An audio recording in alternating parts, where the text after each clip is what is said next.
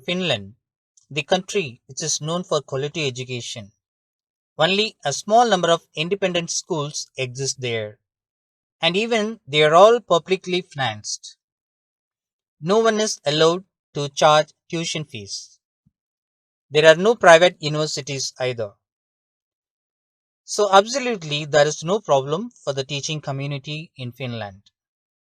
According to the data published by Council for American Private Education, there were only 34,576 private schools in US in 2015-16.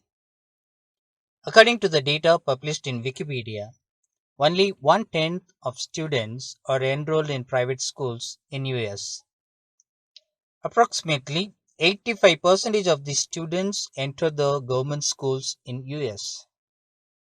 The number of teaching faculties in private institutions will be less because the number of private institutions is lesser.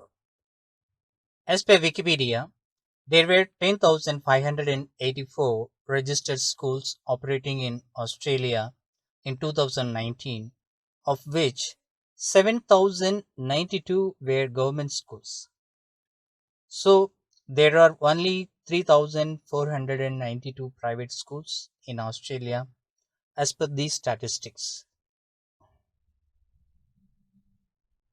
Let's see the situation in India. As per UDICE Flash Statistics 2016-17, there were 2,95,059 private schools in India. The comparison of number of private schools in US, Australia and India are shown in this chart. We could find a big difference in the number of private institutions.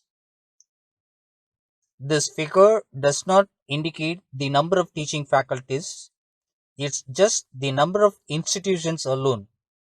And remember, we are talking only in terms of school education. If we add the number of private arts and science colleges, private institutions which offer professional and technical education in India, the number is going to be huge.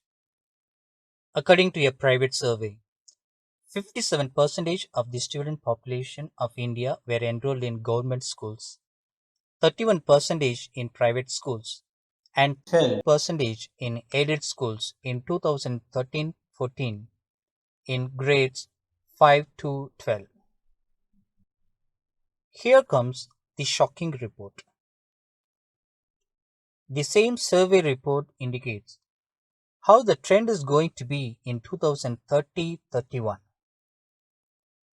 33% of the student population of India may be enrolled in government schools, 55% in private schools, and 12 in aided schools in 2030-31 in grades 5 to 12.